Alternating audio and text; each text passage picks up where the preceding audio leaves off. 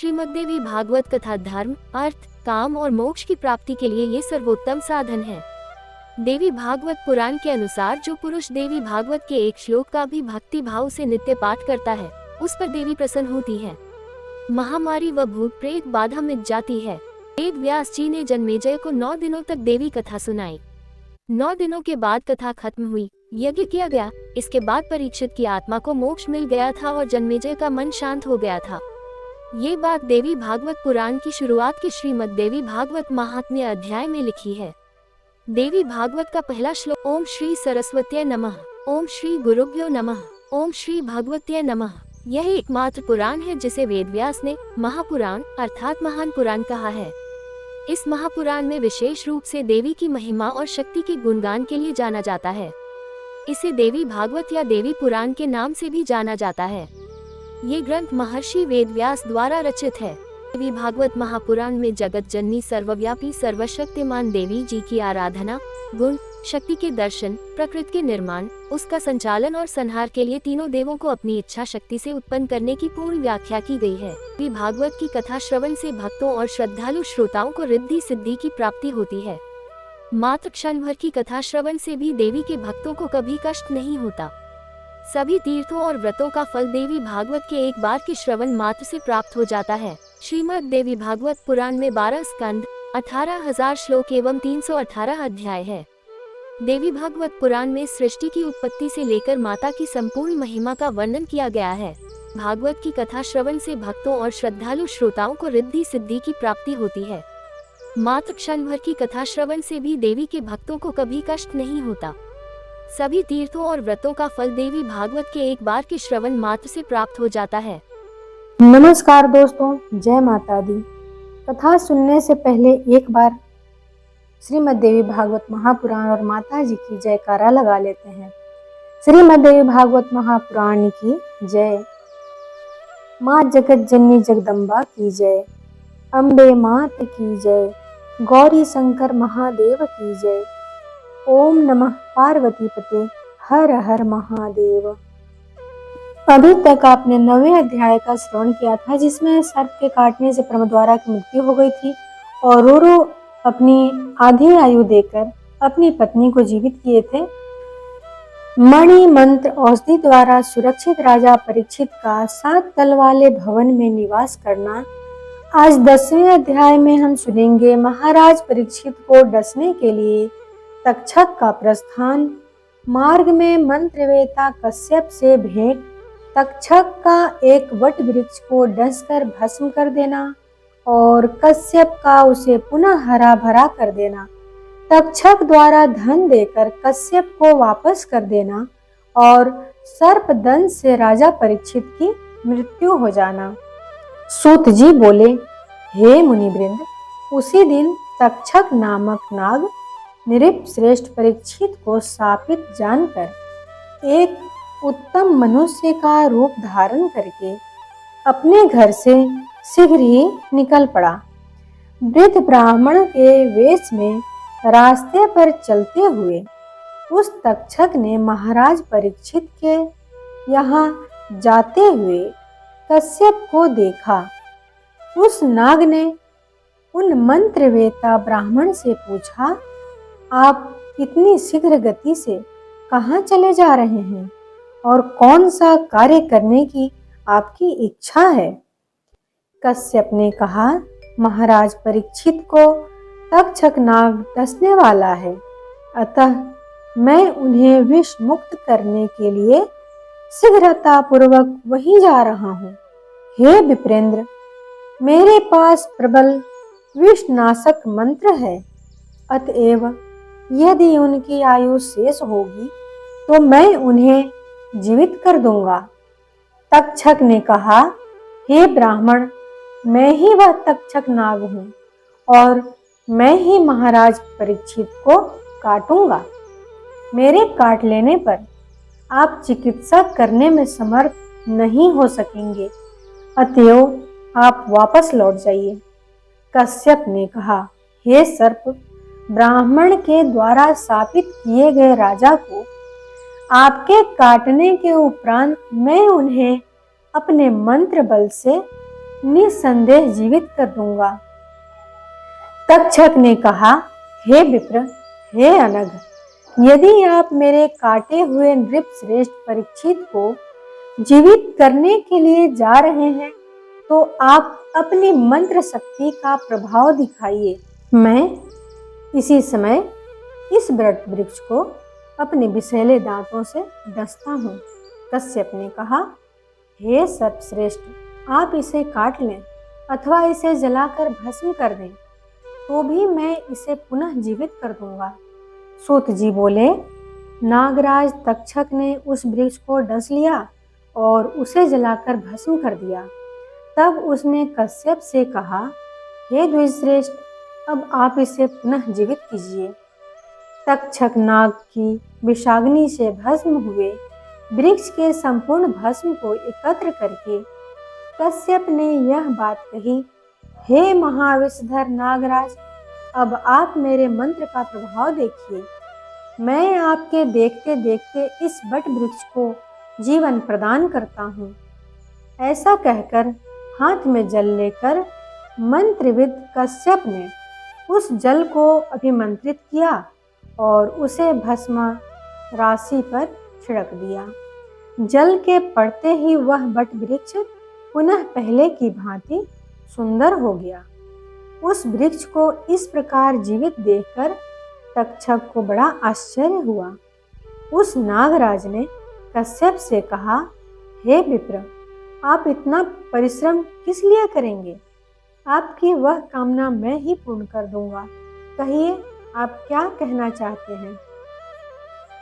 कश्यप ने कहा, हे पन्नग, मैं धन का अभिलाषी हूँ।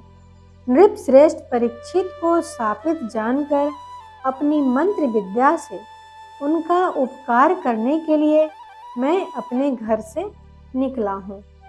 तक्षक ने कहा, हे विप्रवर, राजा से जितना धन आप चाहते हैं उतना धन मुझसे अभी ले लें और अपने घर को लौट जाएं, जिससे मैं अपने कृत्य में सफल हो सकूं।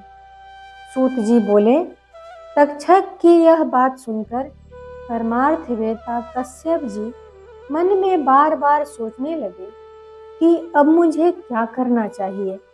यदि मैं धन लेकर अपने घर जाता हूँ तो धन लोलुप होने के कारण संसार में मेरी कृति नहीं होगी। यदि राजा जीवित हो जाते हैं तो मेरी अचल कीर्ति होगी तथा धन प्राप्ति के साथ साथ पुण्य भी प्राप्त होगा। यश ही रक्षणीय है और बिना यश के धन का धिक्कार है। क्योंकि प्राचीन काल में महाराज रघु ने कृति के लिए अपना सब कुछ ब्राह्मण को दे दिया था। सत्यवादी हरिश्चंद्र तथा दानी कर्ण ने भी केवल कीर्ति के लिए बहुत कुछ किया है। अतः विष की अग्नि से जलते हुए राजा परीक्षित की उपेक्षा मैं कैसे करूं? यदि मैं महाराज को जिला दूं तो सब लोगों को अत्यंत सुख मिलेगा और यदि राजा मर गए तो अराजकता के कारण सारी प्रजा नष्ट हो जाएगी, इसमें संदेह नहीं है। राजा के मृत हो जाने पर मुझे प्रजानाश का पाप लगेगा और संसार में धन लोभ के कारण मेरी अपकीर्ति भी होगी। मन में ऐसा विचार करके परम बुद्धिमान कश्यप ने ध्यान करके जाना कि महाराज परीक्षित की आयु अब समाप्त हो चुकी है। इस प्रकार ध्यान दृष्टि से धर्मात्मा कश्यप राजा की मृत्यु निकट जानकर तक्षक से धन लेकर अपने घर को लौट गए। कश्यप को लौटाकर वह नाग 7वें दिन राजा को डसने की इच्छा से शीघ्र हस्तिनापुर चला गया। नगर में पहुंचते ही उसने सुना कि मणि मंत्र तथा औषधियों से भली भांति सावधानी पूर्वक सुरक्षित होकर राजा परीक्षित अपने महल में रह रहे हैं। यह जानकर ब्राह्मण के शाप से भयभीत सर्पराज तक्षक को बड़ी चिंता हुई। वह सोचने लगा कि अब मैं किस उपाय से इस राजभवन में प्रवेश करूं और इस पापी मूढ़ विप्र को पीड़ित करने वाले तथा मुनि के शाप से आहत इस दुष्ट राजा को मैं कैसे छलूं? पांडव वंश में ऐसा कोई नहीं हुआ जिसने इस प्रकार किसी तपस्वी के गले में मृत सर्प डाल दिया हो। ऐसा निंदनीय कर्म करके काल चक्र को जानते हुए भी यह राजा भवन में रक्षकों की नियुक्ति करके राजभवन में छिपकर मृत्यु की वंचना कर रहा है और निश्चिंत होकर पड़ा हुआ है। विप्र के शापानुसार मैं उस राजा को कैसे डसूं? यह मंद बुद्धि इतना भी नहीं जानता कि मृत्यु तो अनिवार्य है। इसी कारण यह रक्षकों की नियुक्ति करके स्वयं भवन पर चढ़कर आनंद ले रहा है। यदि अमित तेज वाले दैव ने मृत्यु निश्चित कर दी है तो करोड़ों प्रकार के प्रयत्नों से भी उसे कैसे टाला जा सकता है? पांडव वंश का उत्तराधिकारी यह राजा परीक्षित अपने को मृत्यु के मुख में गया हुआ जानते हुए भी जीवित रहने की अभिलाषा रखकर सुरक्षित भवन में निश्चिंत पड़ा हुआ है।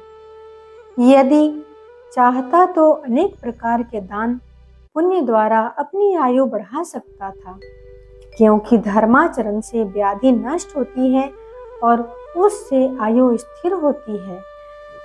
यदि ऐसा संभव नहीं था तो मृत्यु के समय संपन्न की जाने वाली स्नान दान आदि क्रियाएं करके मृत्यु के अनंतर स्वर्ग यात्रा कर सकता था, अन्यथा इसे नरक जाना होगा। मुनि को पीड़ा पहुंचाने का पाप इस राजा को था ही और ब्राह्मण का घोर शाप अलग से है, अतः अब इसकी मृत्यु सन्निकट है। इस समय ऐसा कोई ब्राह्मण भी इसके पास नहीं है जो इसे यह बता सके कि विधाता के द्वारा निर्धारित मृत्यु सर्वथा अनिवार्य है। ऐसा विचार कर तक्षक नाग ने अपने निकटवर्ती श्रेष्ठ नागों को तपस्वी ब्राह्मणों का वेश धारण कराकर राजा के पास भेजा। वे राजा को देने के लिए फल मूल आदि लेकर तैयार हो गए और तक्षक नाग भी एक छोटे से कीट के रूप में फल के बीच में छिप गया। तब वे नाग फल आदि लेकर शीघ्र ही निकल पड़े और राजभवन में पहुंचकर महल के पास खड़े हो गए। इस प्रकार तपस्वियों को खड़े देखकर रक्षकों ने उनसे पूछा कि आप लोगों की क्या इच्छा है? तब उन्होंने कहा, हम लोग महाराज को देखने के लिए तपोवन से आए हुए हैं। पांडव कुल के सूर्य शुभ दर्शन तथा पराक्रमी अभिमन्यु पुत्र परीक्षित को अथर्व वेदोक्त मंत्रों से आशीर्वाद देने हेतु हम लोग यहाँ पर आए हुए हैं। आप जाकर महाराज से कहें कि कुछ मुनिजन उनसे मिलने आए हैं और वे महाराज का मंत्राभिषेक करके उन्हें मधुर फल देकर लौट जाएंगे। भरतवंशी राजाओं के कुल में कभी भी द्वार रक्षक नहीं देखे गए।